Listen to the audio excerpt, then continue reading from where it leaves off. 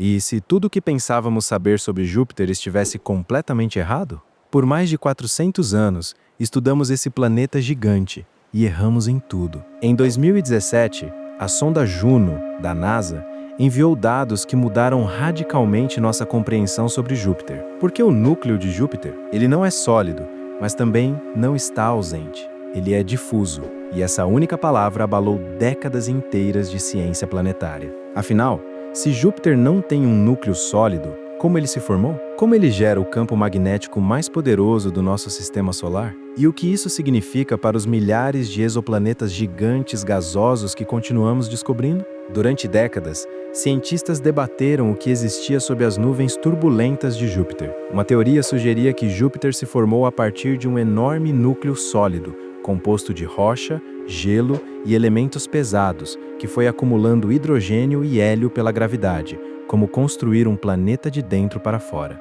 Esse era o modelo de acreção de núcleo, e ele se encaixava bem com o que pensávamos sobre a formação dos planetas no sistema solar primitivo. A outra teoria era mais radical. Talvez Júpiter nunca tivesse tido um núcleo. Talvez ele tivesse se formado diretamente a partir do colapso de uma nuvem de gás no sistema solar externo, hidrogênio e hélio puro se condensando sob o próprio peso, sem nenhum centro sólido necessário. O debate ia e vinha. As evidências apoiavam as duas ideias, mas ninguém conseguia provar definitivamente qual estava certa. Então a Juno se aproximou o suficiente para medir o campo gravitacional de Júpiter com uma precisão sem precedentes, e o que ela encontrou chocou a todos. Júpiter tem um núcleo, sim, mas ele não se parece em nada com o que qualquer teoria havia previsto. Não é uma bola sólida de rocha no centro. É diluído, espalhado, misturando-se gradualmente com as camadas de hidrogênio acima, sem fronteiras nítidas, sem separação clara. Os cientistas chamam isso de núcleo difuso. E eis por que isso é um problema enorme. Nosso modelo padrão de formação de planetas gigantes depende de um núcleo sólido para dar início ao processo. Sem essa base, todo o mecanismo desmorona. Então, ou algo catastrófico destruiu o núcleo de Júpiter depois que ele se formou, ou estamos fundamentalmente errados sobre como os gigantes gasosos surgem. E é aí que nossa investigação começa. Para entender como descobrimos o núcleo difuso de Júpiter, precisamos falar sobre a própria sonda Juno. Em 5 de agosto de 2011, a NASA lançou a Juno a partir de Cabo Canaveral com um objetivo principal: descobrir do que Júpiter é realmente feito. Não enviando sondas para sua atmosfera como a Galileu fez, mas mapeando seu campo gravitacional com detalhes extraordinários. Após uma jornada de 5 anos pelo espaço, a Juno entrou em órbita ao redor de Júpiter em 4 de julho de 2016. Mas essa não era uma órbita comum.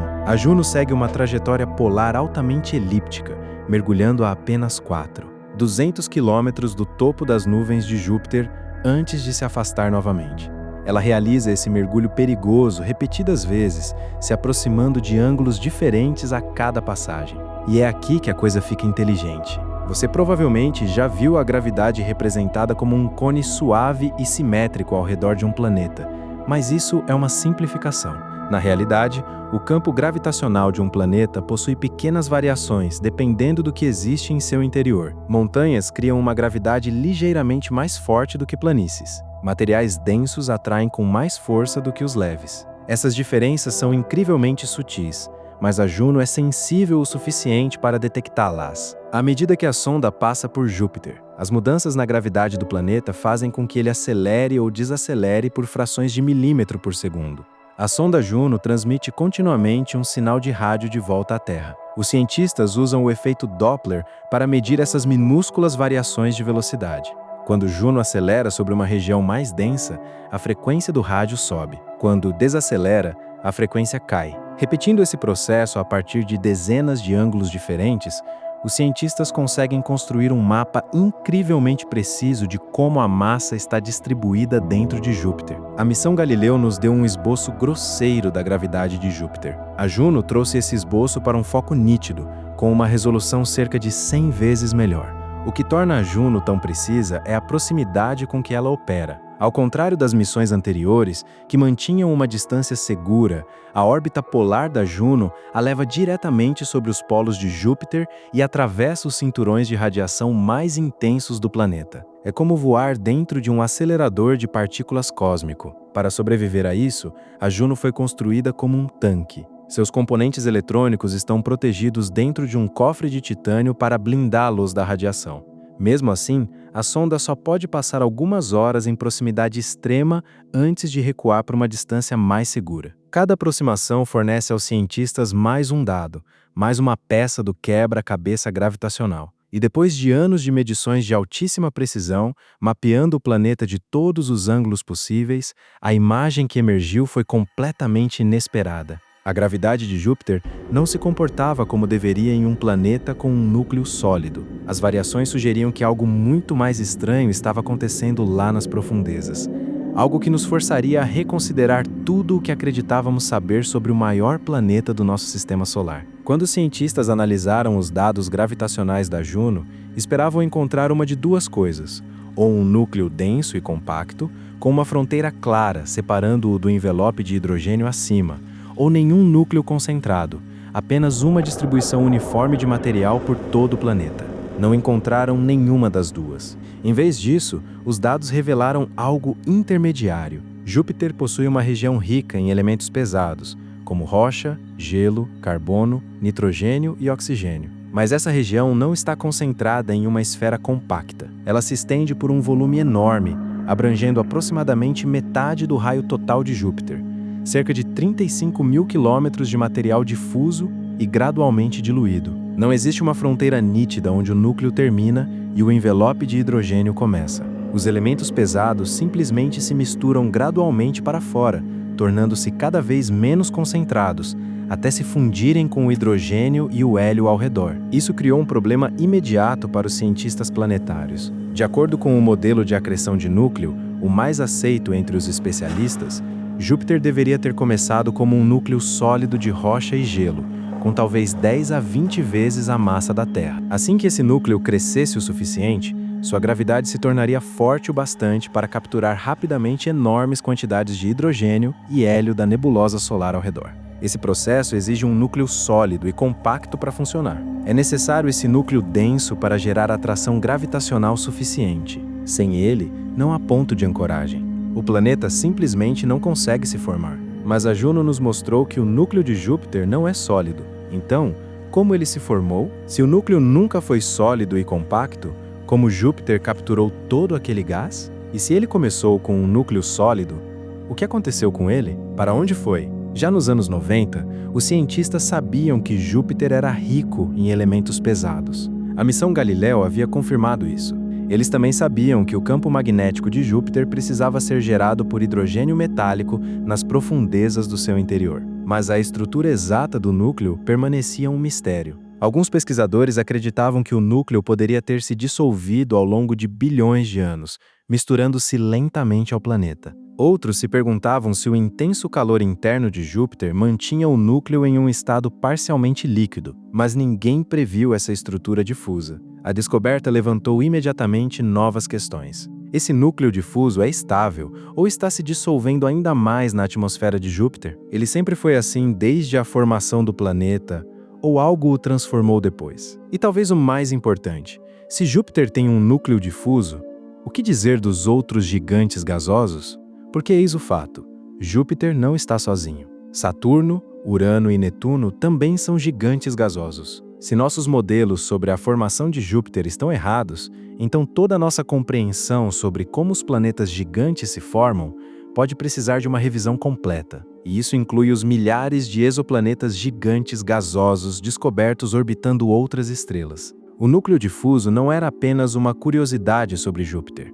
Era uma rachadura nos próprios alicerces da ciência planetária. Diante desse enigma, os cientistas precisavam de uma explicação, e uma teoria rapidamente ganhou força. E se Júpiter realmente tivesse começado com um núcleo sólido, exatamente como os modelos previam, mas então, no início caótico do sistema solar, algo catastrófico tivesse acontecido? Uma colisão monumental, um impacto tão violento que destruiu o núcleo de Júpiter e espalhou os fragmentos por todo o interior do planeta. Pense bem, O sistema solar primitivo era um lugar brutal. Os planetas ainda estavam migrando, as órbitas eram instáveis e as colisões eram frequentes. Sabemos que um objeto do tamanho de Marte colidiu com a Terra e criou nossa Lua. Sabemos que Urano foi derrubado de lado por algum impacto gigantesco. Então, por que não Júpiter? Para essa teoria funcionar, o objeto impactor precisaria ser enorme. Estamos falando de um embrião planetário, talvez até outro proto-gigante gasoso. Algo massivo o suficiente para penetrar fundo em Júpiter e destruir seu núcleo. Os cientistas estimaram que até metade do atual núcleo difuso de Júpiter poderia ter vindo dos restos do que o atingiu. Havia apenas um problema: precisavam testar isso. Uma equipe de pesquisadores decidiu simular esse impacto gigantesco usando supercomputadores. Eles queriam ver se tal colisão poderia realmente produzir o núcleo difuso observado pela sonda Juno. Configuraram múltiplos cenários, variando o tamanho do impactor, o ângulo da colisão e a velocidade do impacto. Modelaram diferentes versões do jovem Júpiter em vários estágios de sua formação. Cada simulação rastreava como os materiais se comportariam após a colisão. O núcleo permaneceria disperso ou voltaria a se consolidar. As simulações rodaram e os resultados chegaram. Independentemente dos parâmetros testados, as simulações continuavam fazendo a mesma coisa. O impacto inicialmente sacudiria tudo. O material do núcleo seria espalhado pelo interior de Júpiter, misturando-se ao hidrogênio e ao hélio. Por um breve momento, parecia promissor. Mas então a gravidade assumia o controle. O material denso e rochoso, sendo mais pesado que o gás ao redor, afundaria lentamente de volta, como sedimento se depositando no fundo de um copo d'água. Com o tempo, o núcleo se reformaria. Uma fronteira nítida voltaria a surgir entre o núcleo denso e o envelope de hidrogênio mais leve. A estrutura difusa não duraria para sempre. Seria temporária, não permanente. Mas os dados da sonda Juno revelaram um núcleo difuso estável existindo agora mesmo, bilhões de anos após a formação de Júpiter. A teoria do impacto gigante não conseguia explicar isso. As simulações não correspondiam à realidade. Os cientistas estavam de volta à estaca zero. Às vezes, a resposta para um mistério vem de um lugar completamente inesperado. Neste caso, ela veio de Saturno. Desde 2014, cientistas que estudavam os anéis de Saturno notaram algo peculiar. Os anéis não estavam simplesmente parados, eles estavam ondulando. Essas ondas se moviam pelos anéis em padrões específicos, e os pesquisadores perceberam algo fundamental. Essas ondas estavam sendo causadas por vibrações vindas de dentro do próprio Saturno. É semelhante à forma como os sismólogos usam terremotos para estudar o interior da Terra. As vibrações viajam por diferentes materiais em velocidades diferentes, revelando o que está abaixo da superfície. As ondas nos anéis de Saturno funcionavam como um sismógrafo cósmico. Quando a sonda Cassini mediu o campo gravitacional de Saturno junto com essas observações das ondas nos anéis, os cientistas começaram a montar um retrato do interior de Saturno. E o que encontraram foi impressionante. Partes do interior profundo de Saturno não estavam em convecção, eram estáveis. Isso era enorme. Veja por quê. Dentro de um planeta gigante gasoso, o calor tenta constantemente escapar do interior para o espaço. Normalmente, isso acontece por convecção. O material quente sobe até a superfície, esfria e afunda de volta para ser reaquecido. É o mesmo processo que ocorre no manto terrestre, ou quando você aquece uma panela de sopa. Tudo se mistura. Se Saturno fosse completamente convectivo, todos os seus elementos pesados estariam completamente misturados por todo o planeta. Não haveria nenhuma região concentrada, apenas uma mistura uniforme de hidrogênio, hélio e materiais mais pesados. Mas se partes de Saturno fossem estáveis contra a convecção, algo diferente aconteceria. Os elementos pesados se concentrariam em direção ao centro e diminuiriam gradualmente à medida que você se afastasse. Você obteria um gradiente.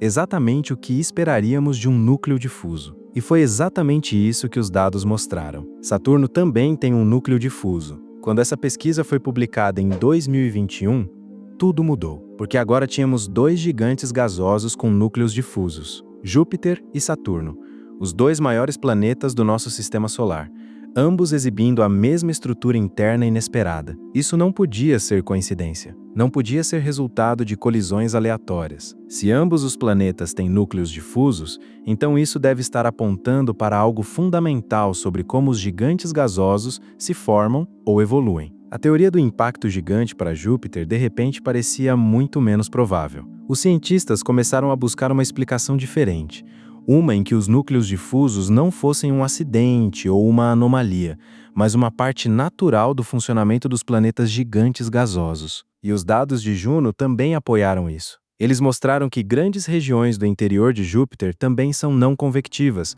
assim como Saturno. Os pontos estavam começando a se conectar. Agora, se você achava que o núcleo difuso já era estranho o suficiente, Júpiter guarda mais uma surpresa: seu campo magnético. Júpiter gera o campo magnético mais poderoso de qualquer planeta do nosso sistema solar. É absolutamente colossal, se estendendo de 7 a 21 vezes o diâmetro do próprio Júpiter, alcançando milhões de quilômetros pelo espaço. Se você pudesse ver a magnetosfera de Júpiter a olho nu, ela pareceria maior do que a Lua cheia no céu noturno, mesmo com Júpiter a centenas de milhões de quilômetros de distância. Esse campo é gerado por um processo de dínamo nas profundezas do planeta. A cerca de 20 a 60 mil quilômetros abaixo das nuvens, o hidrogênio existe sob pressão e temperatura tão extremas que se comporta como um metal líquido. Os elétrons ficam livres, tornando o hidrogênio eletricamente condutor. Combinado com a rotação vertiginosa de Júpiter, que dura apenas 10 horas, isso cria um dínamo poderoso que gera o campo magnético. Mas aqui está a parte perturbadora. O campo magnético de Júpiter não é simétrico como o da Terra. Ele é assimétrico. O campo é muito mais forte no hemisfério norte do que no sul. Há também manchas magnéticas intensas espalhadas pelo planeta. E talvez o mais desconcertante de tudo, Júpiter possui 2 polos sul-magnéticos. Quando os cientistas descobriram o núcleo difuso, esperavam que ele pudesse explicar essas anomalias bizarras. Afinal, se o interior do planeta é mais complexo do que imaginávamos, talvez essa complexidade esteja afetando o campo magnético. Infelizmente, o oposto se revelou verdadeiro. O núcleo difuso tornou o campo magnético ainda mais difícil de explicar. Pesquisadores modelaram o interior de Júpiter, incluindo as regiões não convectivas detectadas pela sonda Juno. Simularam como a dinâmica dos fluidos funcionaria nessas camadas estáveis e que tipo de campo magnético elas produziriam. A camada estável superior, mais próxima da superfície, ajudou a explicar algumas características magnéticas de Júpiter. Mas a região inferior, o próprio núcleo difuso,